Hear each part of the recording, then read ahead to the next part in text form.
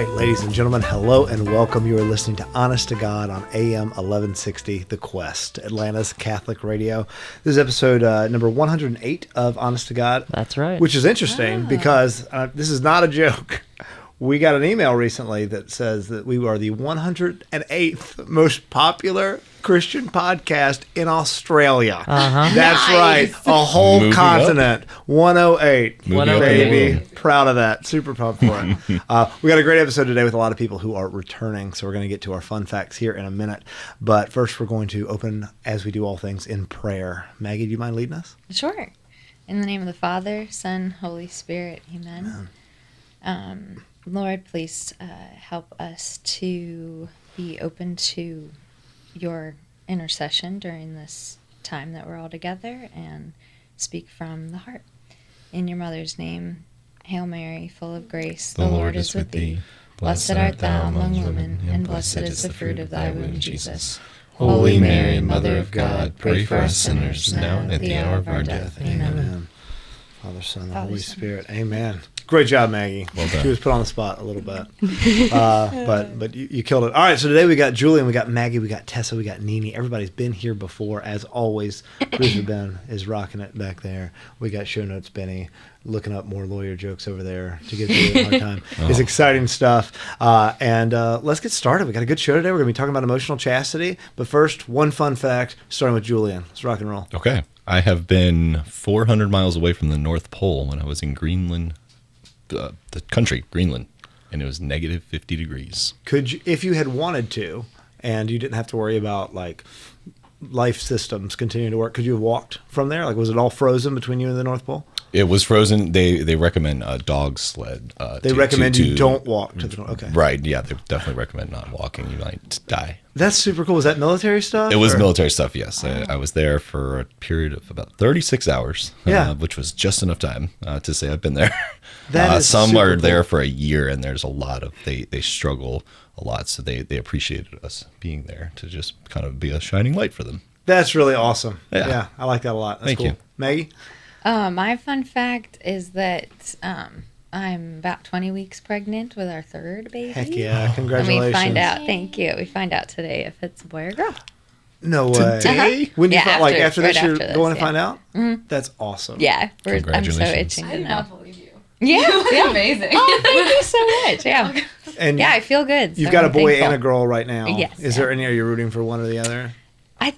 I think I'm hoping for a girl because I like the idea of boy girl. Okay, well, we will show him this on his 15th birthday. Oh shoot! That's great. I'm so excited if it's a boy too. So it doesn't matter. Yeah, my wife is pregnant right now as well, and we have a boy and then 3 girls, and I have already accepted that this one is also a girl. And one thing, I'd be super happy if it's a girl. That's fine. That's great. Yeah. But really want to even out the ratio. Sure. Our dog's yeah. a boy, which is super exciting. Mm-hmm. So, That yeah, is doesn't really quite, it's not as, I'm not as excited about that as if this baby were. What about you, Tessa? If I could have any superpower, I would love to be able to fly. Awesome. Awesome. No, I like that. I would fly everywhere. I like that.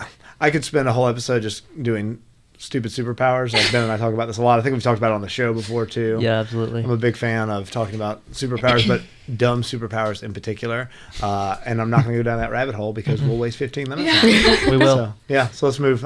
Nini. My real name's not Nini. That's That's a fun ridiculous. fact. It's not. It's actually a nickname. First name Nee, last name Nee. Named after the knights from Monty Python and the Holy Grail. I'm glad you understood. No, my first name is actually Anne, but it's spelled A-N-H. Awesome. Yep, there you go. Well, where does the Nini come from then? You know, it's a very long story. We will not get in because it's always like 15 minutes. That's great. Next episode of Honest to God will be the story of Nini's name. We What's on Your Mind episode. Yeah, what's on your mind? There you Just go. Nini's name. Also, Ben will shave his legs again. Every episode of What's on Your Mind. That's Just the first thing. another Another strip. strip. Speaking of which, did we find a buyer or anybody who wanted the used razor from that episode? Not to my knowledge have we found someone that wants a razor that has touched my leg. So Maybe when we start putting out the Roman Catholic Uh-huh. episodes, you can use that as an incentive to get people to come talk to you. definitely, yeah. Best comment gets. I just bring it up to people. Hey, do you want to buy this razor? Also talk to us about dating apps. Yeah, I think that's a really good. That's a really good app. And I don't know if we're pitching the Roman Catholic, ROAM. We haven't decided on a spelling yet. All right, Catholic, but we do have some man on the street stuff coming out with Yeah. our very own Tessa, which we're super excited about. Yeah. So that'll be fun. But today we're talking about emotional chastity because Maggie, you brought this up with your sister-in-law when you were on an episode a long time ago that got scrapped because Maggie used a lot of really profane language. We had audio problems in that episode and we were unable to post that one. But we had so many people who, in the meantime, who have said, we need to talk about this. We need to bring up emotional chastity. So I want to start with, what is it? I mean, we talk about chastity a lot, but we're usually referring to physical chastity. And I want to start with, what is the definition of the word chastity, emotional, physical, or otherwise, and then sort of move deeper. Does anybody have a definition in the chamber? Well, at least when I think of it and have discussed it with people, it's seems like a good way to define it is a discipline of your emotion when relating to in your singlehood, dating, and married life, I think, and it applies, to being disciplined with your emotions. Okay, that's great, Yeah. and that's something that I always like to bring up, is that chastity is something that we're all called to, regardless of our state, right? Chastity is not celibacy, right? I'm a married man. Many of you are married. Half of you are married, right? And we're still called to chastity, right? Yes. In all things, right? In all vocations, really, too, Yeah. there is an element of chastity. So let's get into emotional chastity in particular, because I think anybody listening is going to know what physical chastity is. In fact, when they hear the word chastity, they probably assume that you're referring to physical chastity to begin with, right? But let's define emotional chastity. Julian, you've got a lot of words written on that piece of paper. I do. Ready? It's St. Pope John Paul II, before he became Pope, wrote the book Love and Responsibility. And he discusses the two different where chastity is affected the most, and that's through two different types of attraction. And that's sensual attraction, which is typically physical, and then sentimental attraction, which is emotional attraction. And we can become emotionally attracted to somebody based on how well they carry themselves, or just how we feel around them. And do we want to define chastity kind of beyond that, or just Feel what free. is? Yeah, okay. no, I'm interested in it. Okay.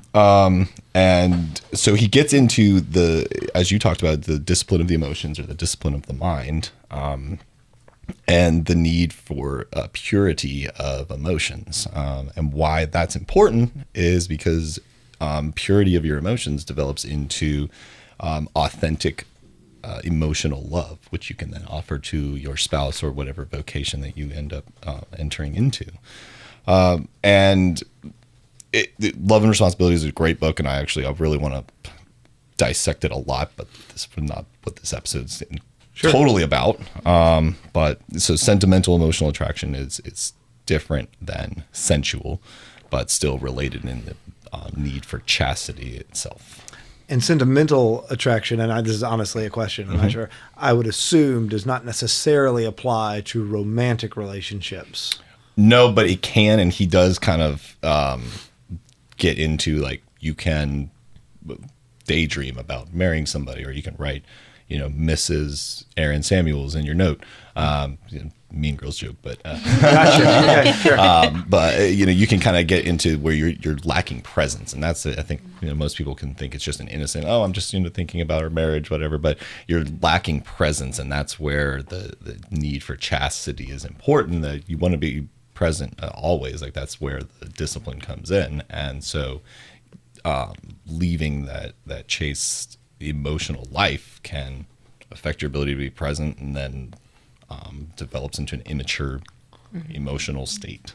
No, that's super interesting. There's a whole lot of rabbit holes that I want to go down, but first, all the single ladies, and by single I mean unmarried, you two ladies. I'm not sure what your relationship status is right now, but I want to hear from you. I want to hear from you guys regarding emotional chastity in particular and what that is like. Because once again, as somebody who is married, I'm still called to chastity in all sort of avenues in my life right now. But that looks very different for me than it would were I not sacramentally bound to this human being that I'm bound to. Yeah, I think emotional chastity for us at least, like just kind of in the dating scene and stuff, has been something that like helps us guard our hearts in a way. And because like as girls and men too, but especially women, we just like jump the gun on a lot of relationships and we get really, really excited. And I feel like the idea of emotional chastity helps us kind of take a step back and be like, okay, what's the reality of this? Kind of like what you were saying about like not like writing the names down or like, hey, that's your boyfriend when like he's really not, because it just like causes confusion in our heads. And that's hard on like a woman's heart, I feel like, when it's not the reality. Yeah, and I mean, like, I think it's like as women, like, we do tend to like jump the gun a lot, and we're just like, oh my gosh, like, I really like him, like, that's gonna be like my like. I know I joke about it a lot. I'm like, that's my future spouse. Oh my gosh, I'm so excited. And then I'm just like, wait, like, take a step back. Like, I've only known for like 3 weeks. Like, is he like, how much do I really like him and stuff like that? So I think emotional chastity really is just like allowing us to like be pursued, but it's also like guarding our hearts. That way we know like our worth and we're not going to be hurt at the end of it. But what does that look like practically speaking, right? Because we can use a lot of like high level guarding our hearts and whatever. What does that look like in the here and now in a relationship with another human being? And we can go whatever direction y'all want to with that. I think so. I have like maybe just like 3 examples like of like singlehood with some of like things I've talked about with some of my single friends, and then dating, and then married life. And in that, I guess like a overarching word would be a little bit of protection, of kind of guarding your hearts, but recognizing the man and recognizing what he's all about, and recognizing your heart too. So like in singlehood, out at a bar and stuff, I had a friend who always seemed to she was so good at roping in a guy and getting him to talk about deep stuff. Okay. Cool. And what would end up happening is that he's in love with her at the end of the night, even though she just was enjoying herself talking on and on about like pro-life topics or really deep stuff that guys don't really get there that quickly. Mm-hmm. Like if you're talking amongst a group of guy friends, they're going to be talking about sports. Yeah, just super, like, so I remember like it was a pretty intense conversation having with my friend. It was just like, you can't do that because you're not protecting him, because he, in a way, whereas you, the woman, doesn't go out making out with lots of guys, right?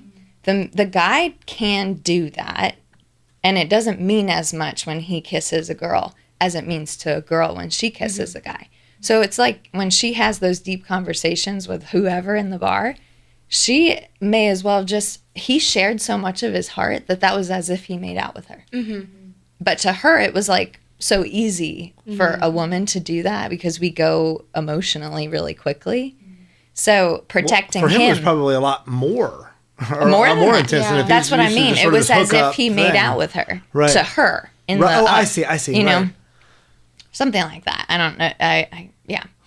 Well, that's a great example of what not to do. Right. An example of what not to do, but in being chaste in that way. That's, I think, like protecting each other. Right. Recognizing in your sense, like protecting yourself from going too fast in that meeting a guy at a bar and being like, oh, we're going to get married. That's not emotionally chaste to yourself, but then also protecting the male when it's, you can't just do things. You can't just, anyway. Yeah, totally. So then, in dating, like there's examples of when you have started dating someone, but then you've started, this happens all the time. I feel like with some people I know that, you've already decided in your heart, the girl's decided, I don't like this guy, but I'm enjoying the boyfriend, my arm candy. I'm enjoying that part of my life, but she hasn't said to him, I don't see a future with us. She's just enjoying this, like and the guy too, like maybe he's just enjoying having a girlfriend or I don't know if you guys can relate to people doing that, but Oh, And then- 100%. Yeah, right? and that's wrong. Yes. I mean, it's not chaste Right. in a way. The emotional chasteness. Well, there's also just so much. Maybe emotional immaturity is the word that I would use there. Of this, I need a crutch. I need a comfort. I need whatever. And in a minute, I do want to expand outside of romantic relationships because I think it applies heavily. I think oftentimes more so with girls, just in my experience and the conversations I've had with non-romantic emotional breaches and chastity, if that makes sense, right? But that using that other human being as a crutch because I feel better about myself because this girl and I have got this relationship, even though it's not progressing and even though I can't see myself marrying her. It's utilitarian. It's using the other person, even if there's not a physical component to the use. Right. Sorry, I didn't mean to It's interrupt. no, and yeah, and then going into that I guess friendship way, like even I would say vocationally, like when it's a non-romantic relationship, say with a priest, and that can get very dangerous when that woman has emotionally bonded herself in, say, a spiritual direction with the priest, Right. and there's an immaturity there because she's emotionally invested in but it can't be. Right. He's already Right. and I think that's when, or even in married life too, it's like you have to recognize the man's heart and the woman's heart and be disciplined to realize that I can't overstep and not guard someone's heart in just them being a man and what. Anyway, so sorry. Well, and on that, men remember to lean on each other. It's very natural to want to go to the woman because the women are very gentle in their approach to our emotions. But sometimes you need a man to just kind of smack you around and be like, bro, that's not okay. Right. Well, so that's something that I see a lot, especially working with high school and college age young people, where you will have guys who go to the females in their life and they pour into them about some pretty serious stuff that not only is it, I would argue, a violation of some emotional chastity just because of how different, right, the sexes are, but it's also unhealthy in terms of from his perspective. He's not getting any benefit from that because there's things that I will never be able to understand as a man that you ladies can understand, and vice versa, right? And it's not always you need somebody to hit you upside the back of the head, one of your guy friends, but sometimes it's just you need a guy to be like, dude, I totally understand that, right? Let me be sympathetic and talk to you as a man, but I don't want to get off on the masculinity thing. We've got episodes on that. But we as men, our masculinity is so confused and stunted where authentic male relationships are severely lacking. It's causing big problems in our society. Yeah. I think too, just talking situations out with people, no matter what gender you are, just about the emotional chastity thing. If you're in this relationship, friends or not friends, or maybe potentially going deeper, I found myself if I talk it out with someone, it's I start to realize, oh, well, maybe I need to take a step back here, or they can help me figure out if this is going somewhere it shouldn't be, or how to keep the chastity there. What is the it that you're talking out? I'm sorry? I said, what is the it that you're talking out? You said talking it out with somebody, and I just don't understand. Talking the relationship out with someone, or where it's going. If you say you have a friend, or maybe you're thinking of dating someone, or you guys have just started to discern it, talking that situation out with a friend to make sure that those boundaries aren't being crossed too soon. Because sometimes when you're in it, you just can't see it clearly because you're in the relationship or in the situation. Yep. Too. No, absolutely. This is something that I think we'll see how personal everybody wants to get when we break, and then we'll come back and see if we want to talk about some of these things. But one thing that I really want to touch on is when you're in a relationship with someone, right? When you're in a romantic relationship with someone, and let's say that you're doing it the right way, we're discerning marriage together, even if it's the first date, I still need to remember, if I can ever see myself marrying this person, I should stop wasting their time, and I don't want to waste my time. How do you progress? Because there's a progression of closeness, right? With that person that starts with, hey, it's nice to meet you, and is either going to end with breaking up or getting married, right?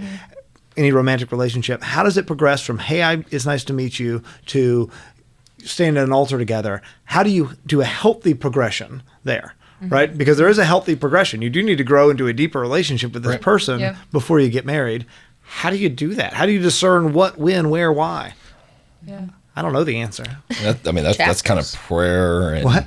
I feel like keep it in chapters. Like recognize Okay. when Right. and keep it kind of like in columns like that. Like not doing wife things when you're just a girlfriend. Right. You know, like keeping it appropriate in that way.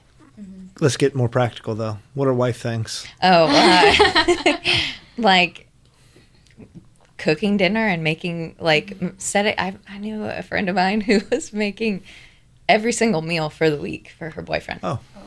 Was she living with him? Like no, she wasn't. She would just go over, cook all the meals, meal prep for him, which is a wow. wife thing. I Yeah. feel like.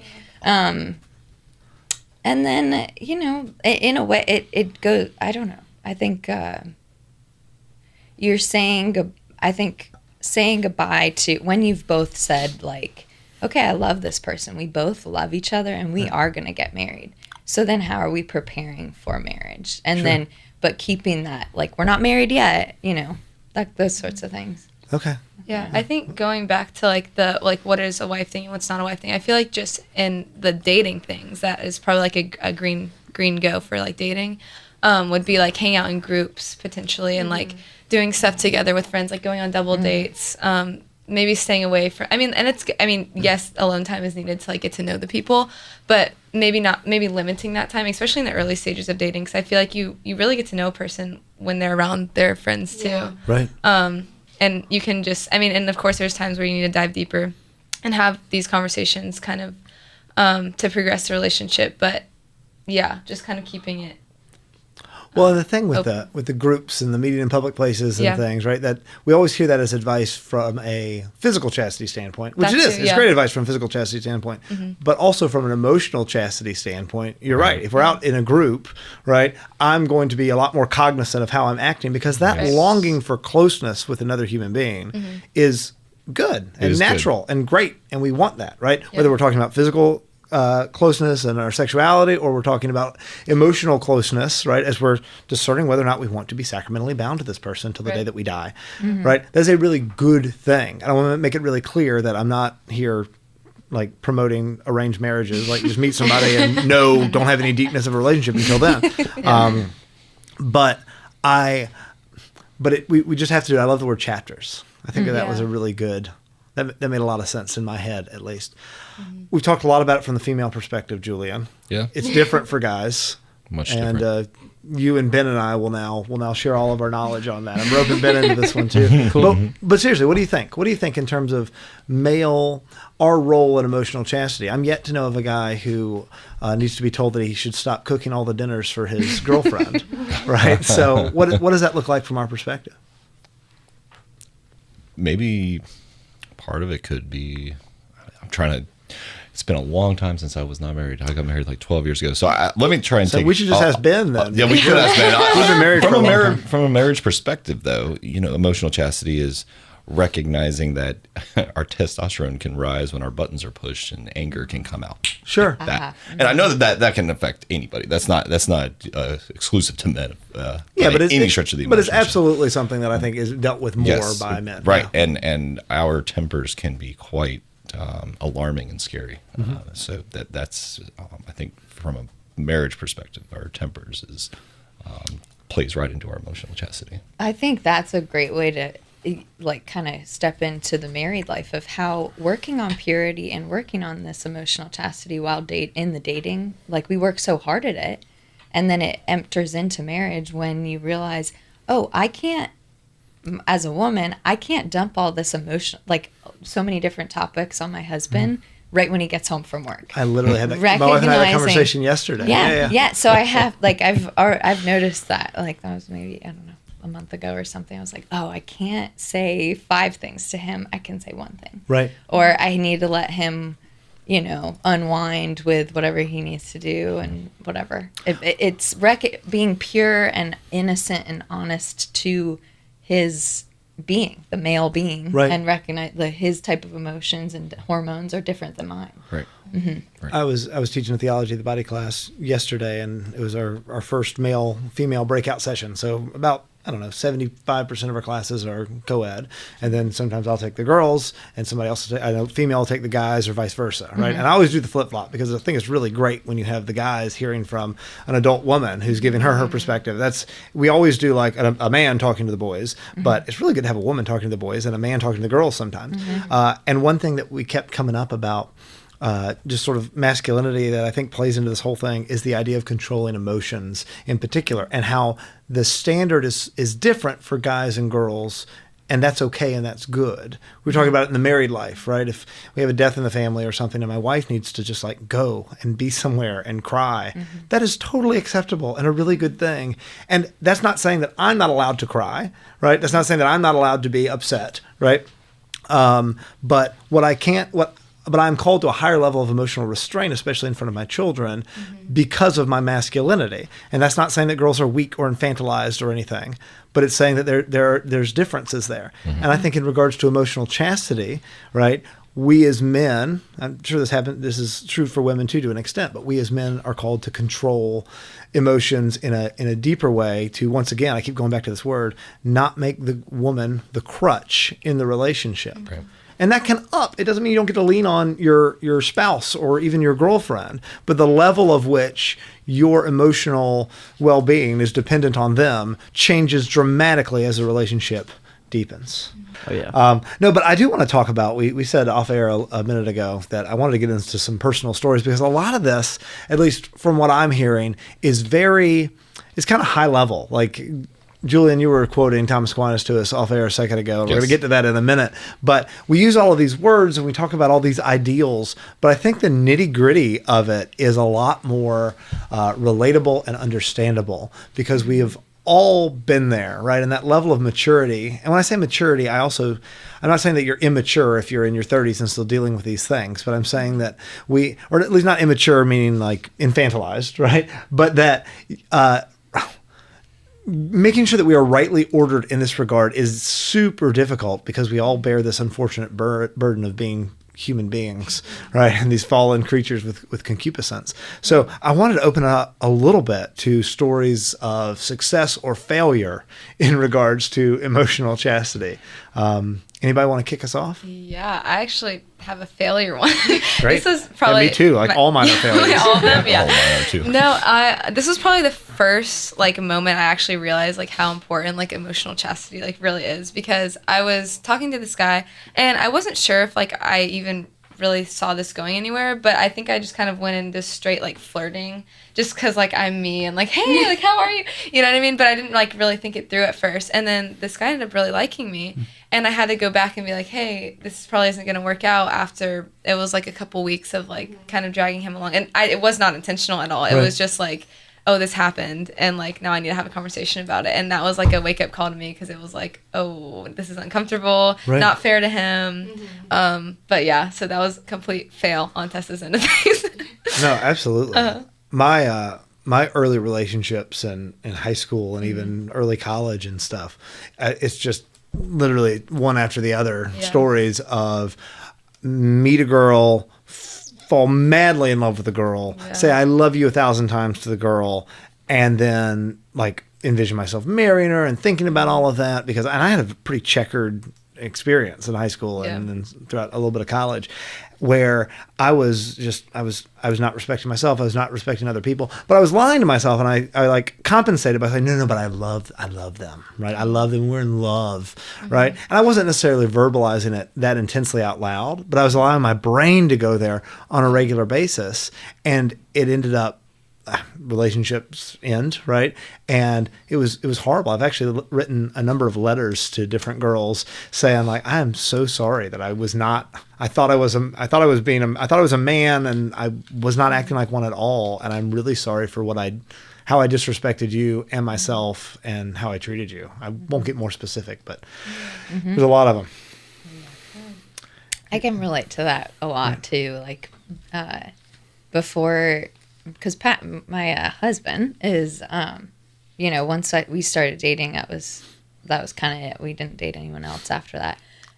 But before that, I mean, it's just this element of emotionally and physically, you give your heart away to so many, people that you're like, oh, I wish I was taking my emotions more seriously and my physicality more seriously, because I wanted all of that to be for my husband. Right.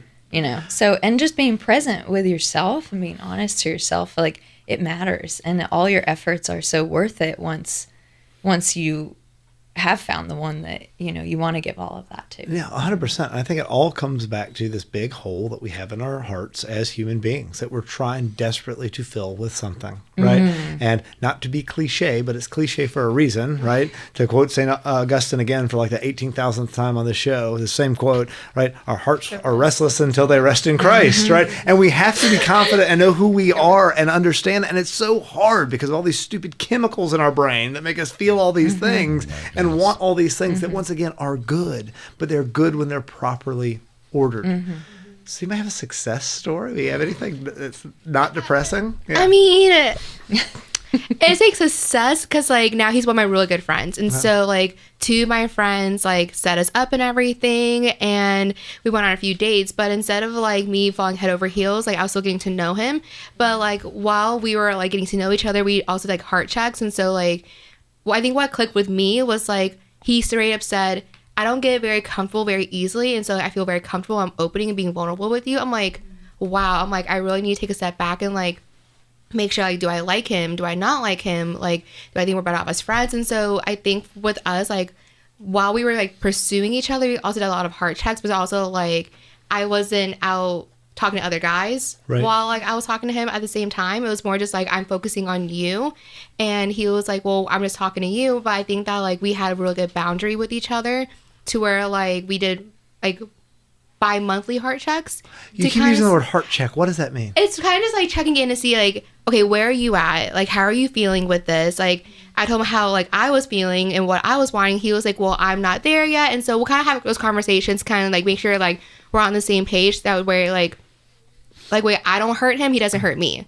Right. And that's so like now like we're just really, really, really good friends. And like I talk to him every single day, and like we're no longer like dating each other, but like we still talk every single day. We hang out all the time. That's like the dream breakup. That's crazy. And it wasn't really a breakup because we weren't like boyfriend and girlfriend, but like we like hung out and we like we got to know each other better on like a deeper level. And he's like one of my really good friends, and he's such a cool dude.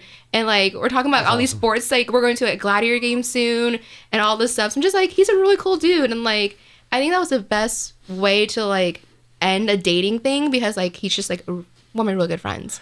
I've ended a lot of quote unquote dating things with by some version of like we're totally still going to be friends, knowing immediately that was a huge lie and I would not be able to do that. And that's wrong. That's gross that I've been like that.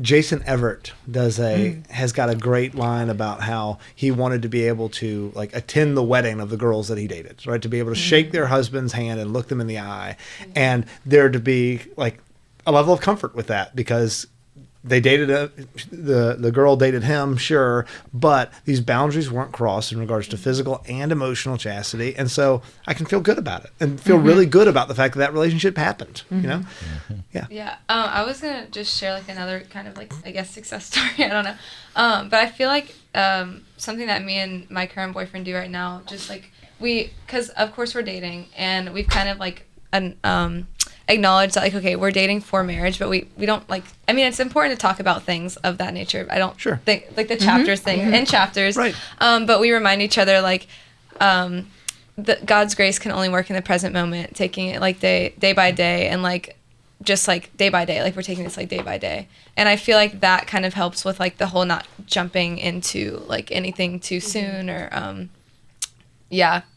Well, even saying dating for marriage, I think, can be can lead us to lack in the emotional chastity department, right? Yeah. And that's true. You should date for marriage. If you don't see yourself dating this person, break up with them. But as Catholics, especially as Catholics who are trying to live moral, upright lives, right, virtuous lives, a lot of times we get hung up in that word marriage and the dating for marriage part and think everybody I date, I need to view immediately as my spouse. When no. Take that pressure off, right? In those early chapters especially, if there's a huge red flag, right? If you find out that they're sacrificing goats to Baal or something, and they're like, sure, you should probably break up with them. Yeah, that's bad. Don't do that. But dating for marriage does not mean constantly envisioning yourself in a Right. white dress or in a tuxedo standing at the altar with this person. It's just getting to know someone day by day, I think. I remember one thing in my previous relationship that we like found ourselves doing and then like kind of course corrected is what we called future tripping. Is like Future tripping. future tripping. It's like thinking ahead to things that may or may not happen. Like there's no reason to like thinking that I'm going to marry this person Right. when you don't know. Right. One thing my mom loves to say is that it's not them until it's them. Like you don't know until you You're say at I the do. altar. Like it could be like 2 or 3 days before the wedding. You still don't know. Right. Something could happen. I've got friends with very similar stories. Exactly. Like, so the emotionally chaste thing to do is to tamper those feelings and say, okay, we're just taking it day by day. We're just living right now. Like this isn't going to end in marriage until it has ended in marriage. So like, there's no reason to look ahead to those things because you're just going to be disappointed even more if it doesn't actually end up. Father Mike Schmidt has a great video on finding the one, and he ends it up. Do you know what I'm going to say? He ends it with saying, "Here's how you find the one. If you stand and face another person, and you both hold up your left hands, and they have a ring on their left ring finger that you gave to them at the altar, and you have one that they gave to you, they are the one. Then they're the. Until then, no, there's not the one." Yeah. I think that's great. good. I think that's a good way to view it. Yeah. Yeah. All right, so I want to get into something that you said off air, Julian, just because it's a fun catchphrase. I'm going to just throw it out with with nothing about it, and No then context. you elaborate. Spiritual fornication. Go. Spiritual fornication. Okay. Yeah. Thomas Aquinas talks about this in the Summa Theologia. If you've never read the Summa Theologia, I recommend understanding how to read it before just opening it. It's very brilliant. I call it the law of the universe. But I'll explain how to read the Summa Theologia briefly, and then we'll get into what spiritual fornication In is. college, we had to read like a 500-page book about how to read the Summa before we even opened the Summa. That's good. That's probably a good way to approach it. And I'm in the process of writing a paper for it for school, and I'm excited. Awesome. It's my final paper. But so how to read it, just in very brief, like as John Henry said, 500-page book about how to read it. It starts with an objection, actually multiple objections to a question that's been presented. And one of the questions, I think it's question 151, literally presents what is chastity, and he gives 4 objections of chastity is this, this, and this, and then he disputes that eventually. Thomas Aquinas also will then define it. In question 151, article 2, which I think we'll post a link below in the Heck yeah, show notes, baby. yeah, show notes. Thank you. Talks about spiritual fornication. And what Thomas Aquinas says is when the mind is united to other things that are against the prescription of the divine order, that is called spiritual fornication. That's a lot of very heavy words, but that's really Thomas Aquinas's, I know to me it's emotional chastity. And just for a lack of, understanding of emotions at that point, but that was in some of my research leading up to this. That was what I found Thomas Aquinas is talking about, and we could talk about that a little bit I further. still want to know what that means because What there's does lots it of big mean? words. Yeah, can we simplify that? Sure. Use So little words. the mind. Okay, well, we'll break it down little by little. Okay, the mind to be united to other things.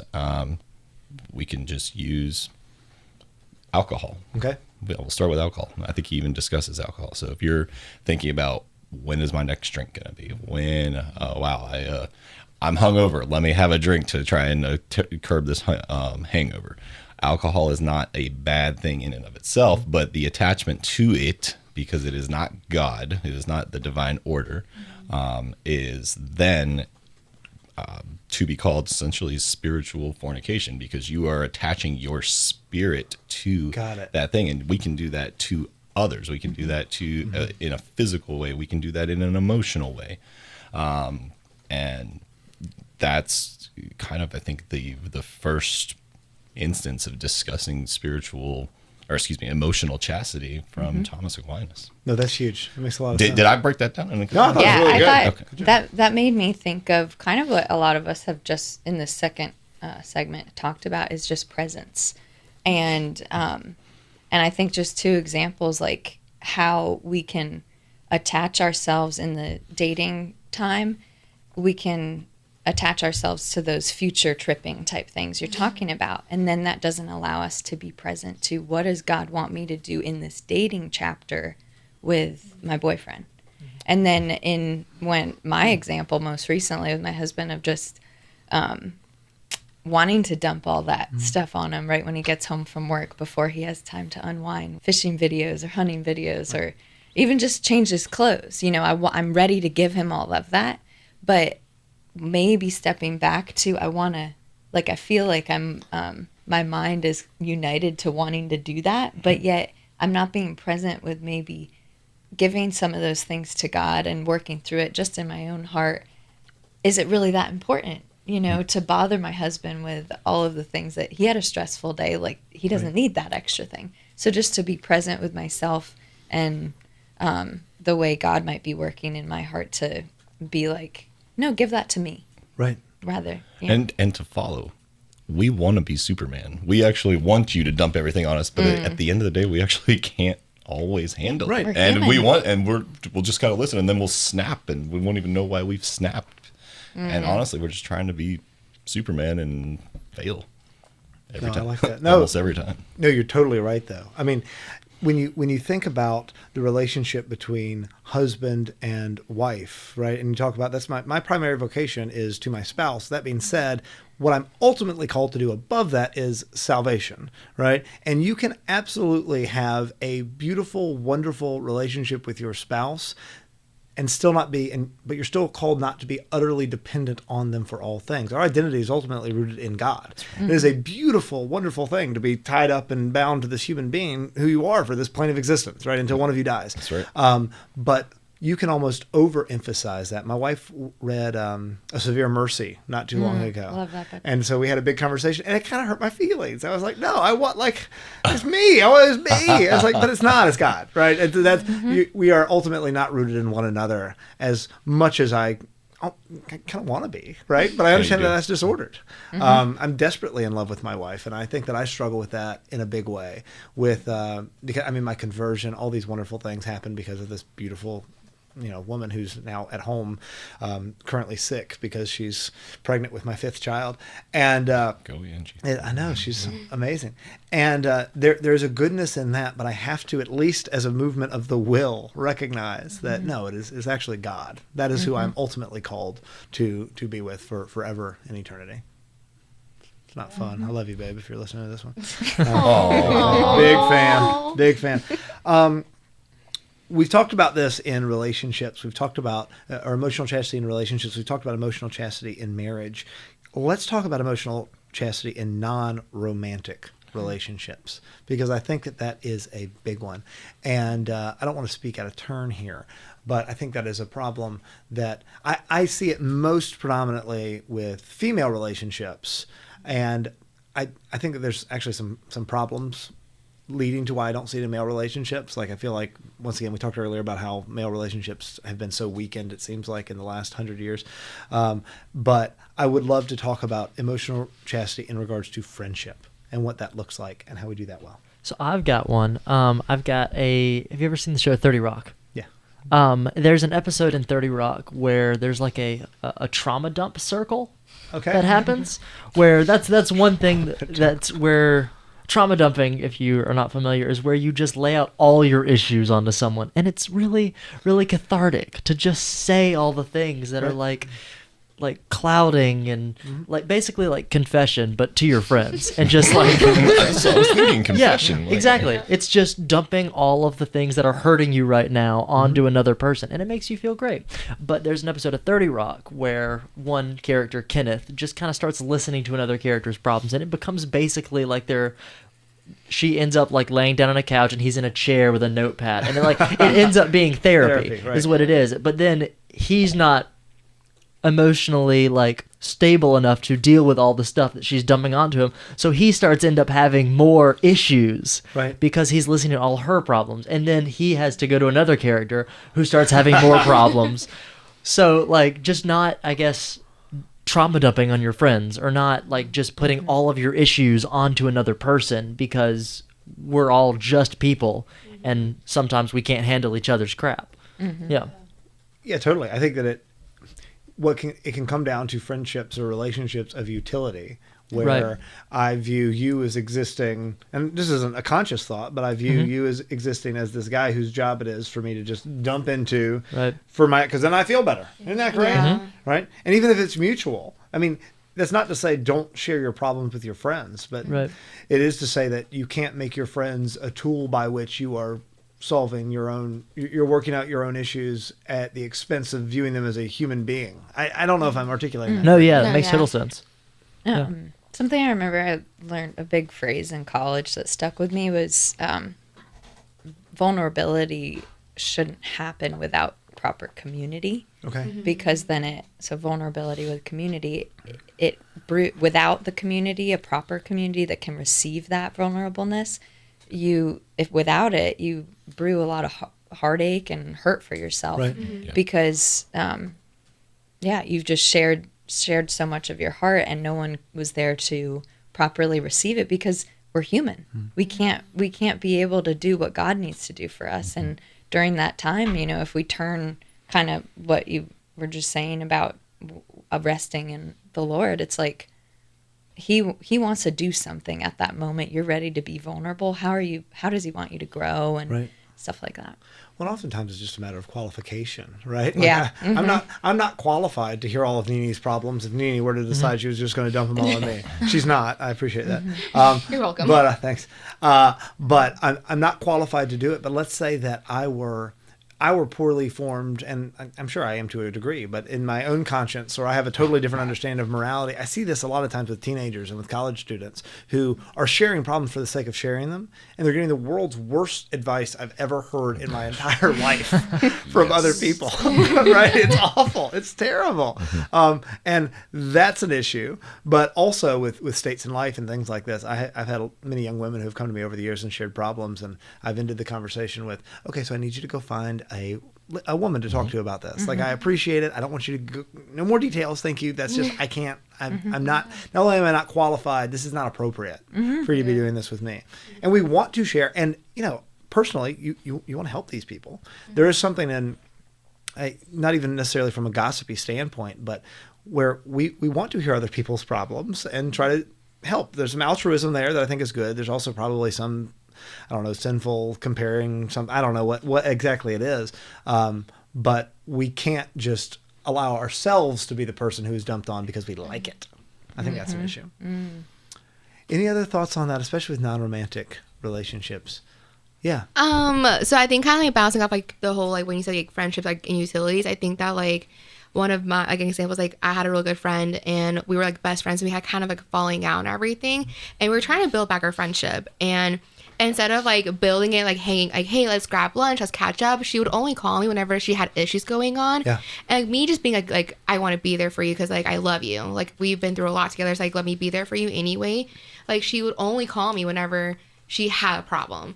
And I had the point where I'm just like, I don't like this. Like, I don't like this feeling of like you using me, but I'm still continuing my friendship with you anyway. Right. And I had my other good friend, she was like, and I told her what happened. She's like, well, like, have you told her that's how you felt? I'm like, no. She's like, you need to tell her, like, you need to be honest with her and be fair and be like, hey, like, you're making me feel X, Y, and Z, and I can't continue this friendship with you anymore, or you need to, like, just, like, suck it up. I'm just like, well, I was like, okay. And so I ended up like having a conversation with like this friend that like, would always call me for like her problems.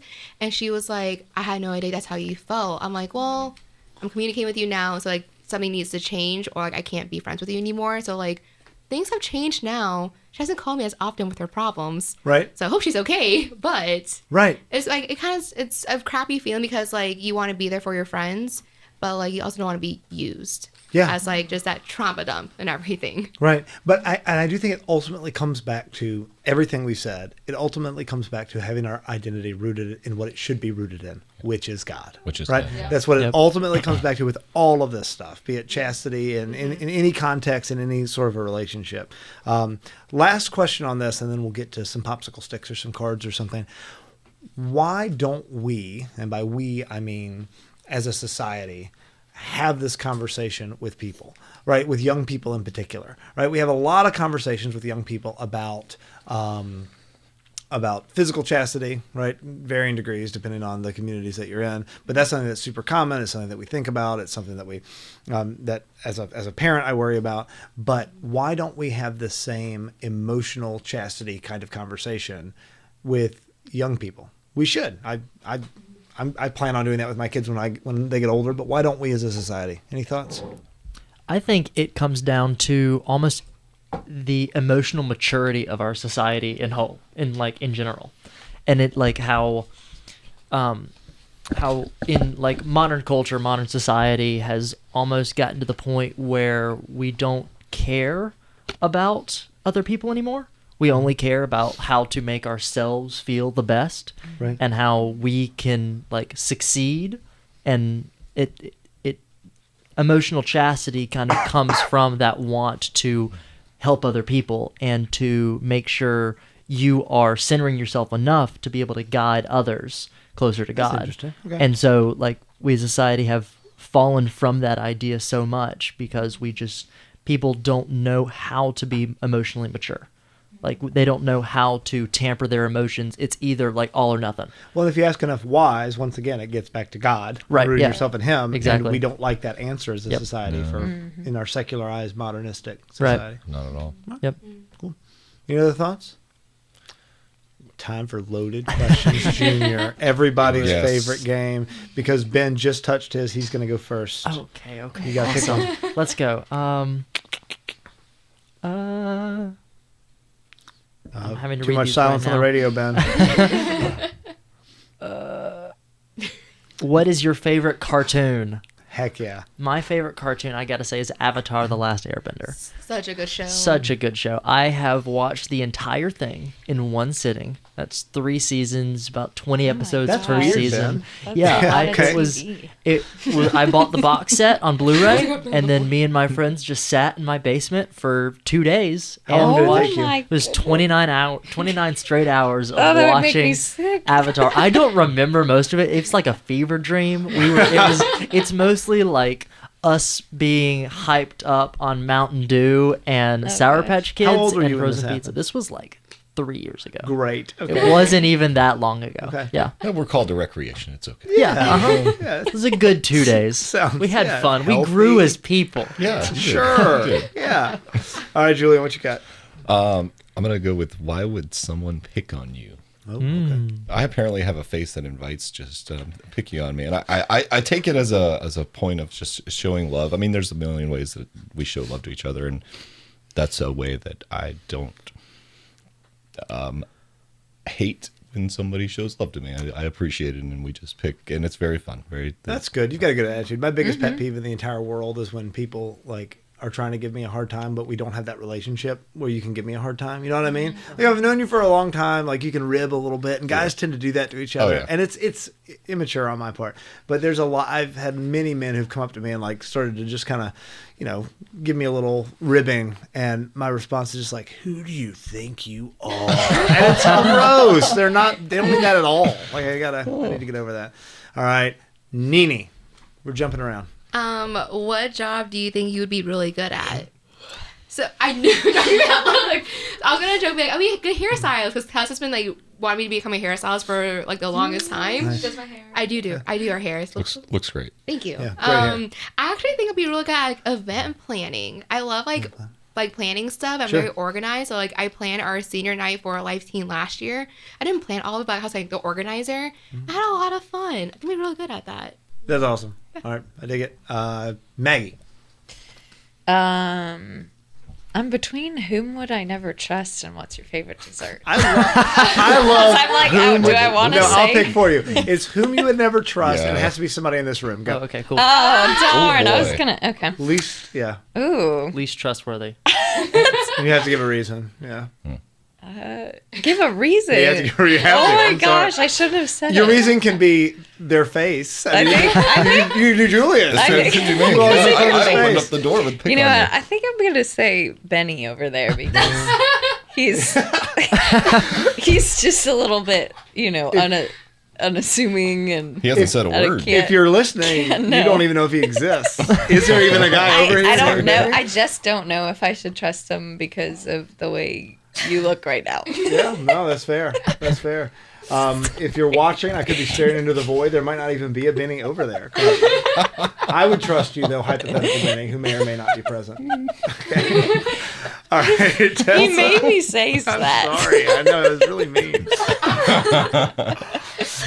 Okay, I'm going to choose, what is the first thing you do when you get out of bed? I have a longish answer and a shortish answer. The short answer is brush my teeth. But I essentially, like, I think it's more fun. Okay, my answer really is I say good morning to my guardian angel and God, and, you know. And then if I'm having just a really hard morning, and usually I go to mass in the mornings, I'll be like, I am Jesus's princess. And I have this, like, whole self-talk. Go, girl. That is and that's how I awesome. start my mornings. It's great. I like it. It's a really good way to start the morning. Princess Tessa. Mine, just to keep on the wholesome train that has been, what is your greatest accomplishment? And my greatest accomplishment is getting the beautiful girl that I saw stretching in 2008 in the gym at Southern Catholic College, and I walked over to her because she was stretching. I'm sure there's not, but anyway, she's a very attractive girl. Was somehow convincing her to marry me, and she's created to spend eternity with Jesus Christ, but she's stuck hanging out with me for the next few decades, and I love it. So that's what I got. All right, There's been too much romance. Love in you, the man. episode. I'm not even in a fight with my wife right now. I'm just really missing her. All right, so that is all the time we have today. Thank you guys for watching. Thanks for listening. This is you're listening to AM 1160 The Quest, Atlanta's Catholic Radio. This is Honest to God. Producer Ben, Signing off. over and out.